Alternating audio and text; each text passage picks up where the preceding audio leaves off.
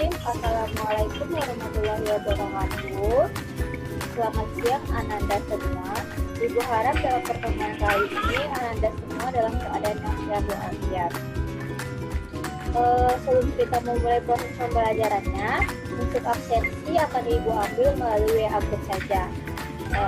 Baiklah, selanjutnya itu sebelum kita melanjutkan ke dalam proses pembelajaran, alangkah baiknya kita berdoa agar dilancarkan sampai selesai. Berdoa dimulai.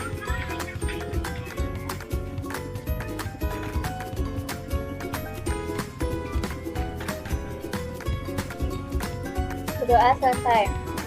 Baiklah, pada pertemuan kali ini kita akan membahas 3 poin, yaitu yang pertama, ciri-ciri umum dari bakteri, yang kedua, bentuk dari bakteri, yang ketiga, struktur dari bakteri tersebut. Baiklah, mungkin Ananda semua sudah mengetahui apa yang dimaksud dengan bakteri tersebut.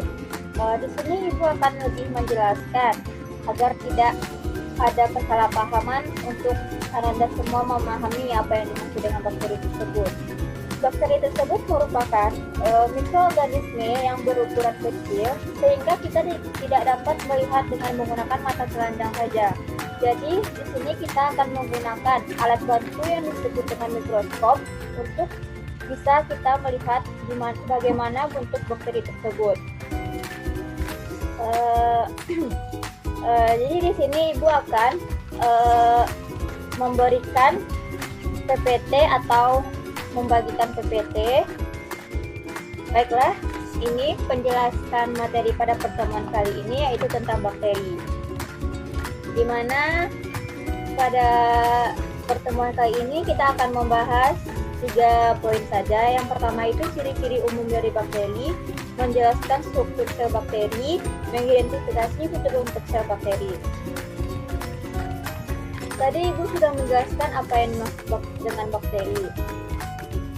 Bakteri berasal dari bahasa Latin yaitu bacterium, atau dalam kata jamaknya berarti bakteria. Bakteri merupakan kelompok mikroorganisme uniseluler yang tidak memiliki membran inti sel, prokaryotik yang mempunyai dinding sel serta berukuran mikroskopik.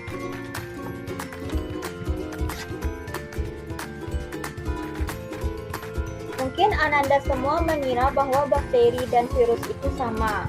Kenyataannya tidak. Di sini Ibu akan menjelaskan apa perbedaan dari bakteri dan virus tersebut.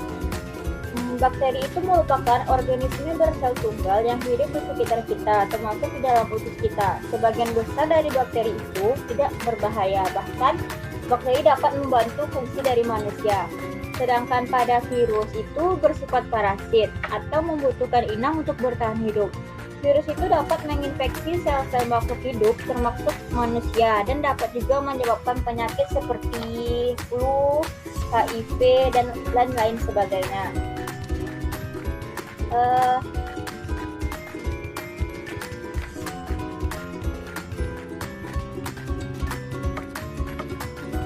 Di sini ada perbedaan antara bakteri dengan virus, yaitu dari segi ukurannya. Bakteri itu memiliki ukuran yang lebih besar dari virus. Ukuran bakteri tersebut adalah 1000 nanometer. Sedangkan pada virus itu ukurannya lebih kecil, yaitu antara 20 sampai 400 nanometer. Kemudian dari dinding sel bakteri mengandung peptidoglikan atau lipopolisakarida. Sementara virus tidak memiliki dinding sel dan fungsi dinding selnya itu digantikan dengan selubung protein. Ribosom, selanjutnya itu kita lihat dari ribosom. Pada bakteri itu terdapat ribosom dan virus tidak. Kemudian jumlah sel, pada bakteri itu terdapat 1 sel yaitu uniseluler. Pada virus bukan terdapat sel karena tidak memiliki kelengkapan organel sel. Selanjutnya itu kehidupan. Pada bakteri itu termasuk organisme hidup, sedangkan pada virus itu dikatakan hidup jika menempel pada organisme hidup dan dikatakan mati jika terdapat di alam. Ciri-ciri umum dari bakteri, di mana bakteri itu memiliki ciri-ciri yang pertama uniseluler, kemudian prokaryotik, dan ukuran sel bakteri itu bervariasi. Bakteri yang memiliki ukuran sel yang terbesar yaitu Epulopiscium cicelsoni yang berukuran 0,5 mm dan Thiomargarita itu berukuran 0,75 mm. Sedangkan yang berukuran kecil adalah Mycoplasma yang berukuran 12. Kemudian itu bentuk selnya itu bervariasi. Bakteri memiliki dinding sel yang mengandung senyawa peptidoglikan. Kemudian bakteri bersifat kosmopolitit. Dan yang terakhir itu bakteri memiliki ciri-ciri reproduksinya itu aseksual dan membelah diri di aseksual dengan konjugasi dan transformasi dan transduksi. Selanjutnya itu bentuk dari sel bakteri tersebut. Bentuk sel bakteri itu terbagi 3. Yang pertama itu bentuk dasar, bentuk perpaduan, dan bentuk dalam koloni. Bentuk dasar itu terbagi 3. Yang pertama itu fokus, seperti bulatan, bacillus seperti kapsul, dan spirillum ini seperti spiral. Kalau bentuk pada bakteri perpaduan itu terbagi 3 juga, Kokobacil, Vibrio, dan Spiroseta. Di mana Kokobacil ini gabungan antara Coccus dengan Bacillus. Selanjutnya itu bentuk dalam koloni.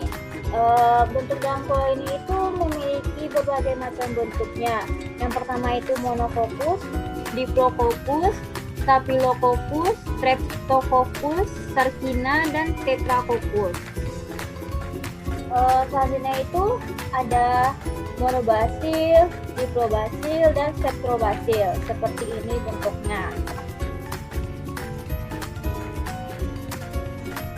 Selanjutnya itu struktur sel dari bakteri tersebut. Struktur sel dari bakteri ini terbagi 2. Struktur luar dan struktur dalam, di mana struktur dalam itu terdapat sitoplasma di sini dan nukleotida di bagian sini. Pada gambar tersebut Anda dapat melihatnya pada bagian-bagian di mana struktur dalam bakteri tersebut. Ribosom terletak di bagian sini, plasmid di sini. Dan pada struktur luarnya itu ada dinding sel, kapsul, membran sel, flagella, dan pil.